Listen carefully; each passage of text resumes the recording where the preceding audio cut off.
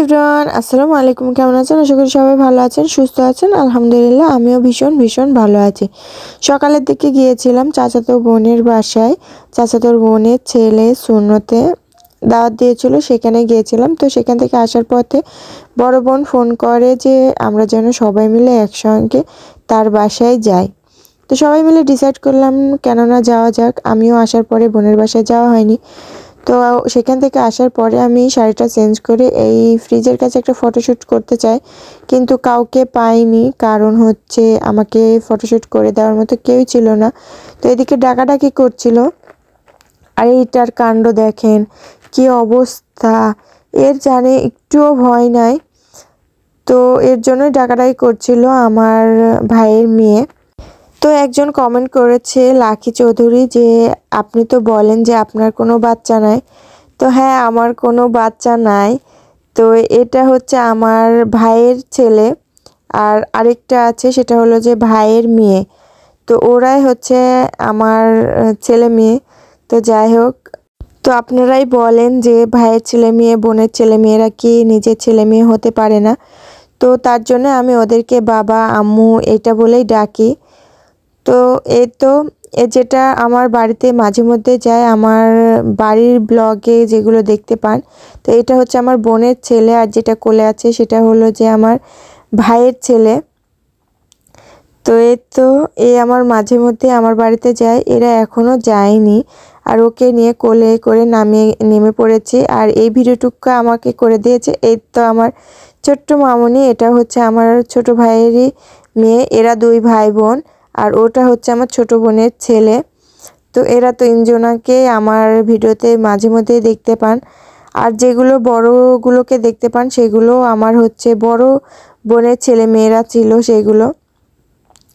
তো এদিকে রেডি হয়ে পড়েছে আমার ছোট বোন, যেটা আমি আগে শাড়ি পরেছিলাম, দাওয়াত বাড়ি গিয়েছিলাম চাচাতো বোনের বাসায়। তো আমি এসে যেহেতু এই শাড়িটা চেঞ্জ করি, আর ও শাড়ি পরতে পারেনি সেই সময়, তার কারণে একটু সময় নিয়ে সেই শাড়িটাও চেঞ্জ করে নিল।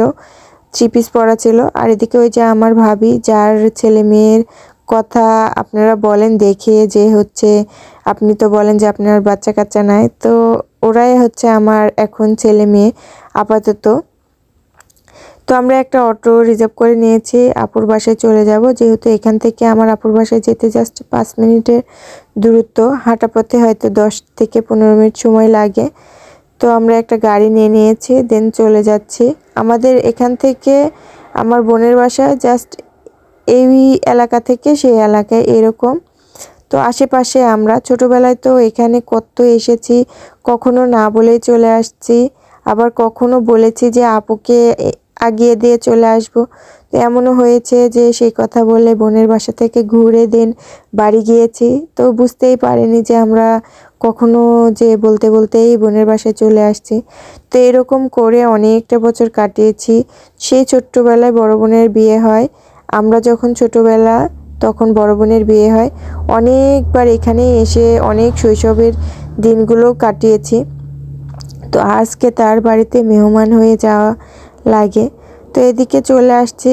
আসার সময় আপুর বাসার একটা মোড় আছে, সেখান থেকে কিছু কেনাকাটা করে নিচ্ছি, যেহেতু বোনের মেয়ে ছেলে মেয়েরা আছে। দেন খালি হাতে তো কোনো বাড়িতেই যাওয়া যায় না। তো এখান থেকে হচ্ছে সবাই মিলে টুকটাক কিছু কেনাকাটা করে নিলাম। আমি এখান থেকে একটা বিকাশ করেও নিই। দেন কেনাকাটা করে সবাই আমাদেরকে নিতে এই বাজার পর্যন্তই চলে যায়।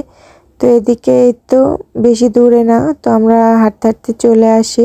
এখানে এসে আমি রোস্ট হই। তো এরাই আমাকে বেশিরভাগই রোস্ট করে দেয়, কারণ আমি ভিডিও করতে গেলে ওরা এমন এমন কথা বলে যে আমি এখানেই রোস্ট হয়ে যায়। তো রোস্টারদের আর কোনো প্রয়োজন নাই। তো এদিকে আমরা সবাই মিলে চিন্তা করছি যে একটু ছাদে গিয়ে সবাই মিলে, যেহেতু অনেক দিন পর শাড়ি পরেছি, তো ফটোশ্যুট করব। সেভাবে মানে ফটো তোলাই হয় না। তো ভাবছি যে ছাদে যাই, কিন্তু সবাই বলছে ছাদের অবস্থা তেমন একটা ভালো না। তারপরেও উঠে পড়ি আমরা যে ছাদে যাই, দেখি কোনো রকম কোনো ফটো তোলা যায় কিনা। তো আমরা 3 শাড়ি ম্যান উঠে পড়ি। তো আজকে শাড়ি পরার তেমন কোনো ইচ্ছে ছিল না, তো আমার ছোট ভাবির কারণে কিন্তু শাড়ি পরা হয়ে ওঠে। তো থ্যাংক ইউ। এদিকে দেখেন আমার পিছনের অবস্থা, কি হাল অবস্থা, একবারে ঘুঁটে দিয়ে দিয়ে বোন আমার এখানেই রেখে দিয়েছে। তো এখানে আর ফটো তোলা যাবে না, তো ভাবছি যে পাশে একটা ছাদ আছে সেখানে যাব, তো সেখানে চলেও আসছে। আর এই থাইগুলোর মধ্যে না সবার চেহারা কেন এত সুন্দর লাগছে আমি বুঝতে পারছি না, খুবই কিউট লাগছিল সবাইকে দেখতে। এদিকে এই যে এভাবে পার হয়ে হয়ে আসছিলাম, একই সঙ্গে ছাদ, কোনো ফাঁক নাই।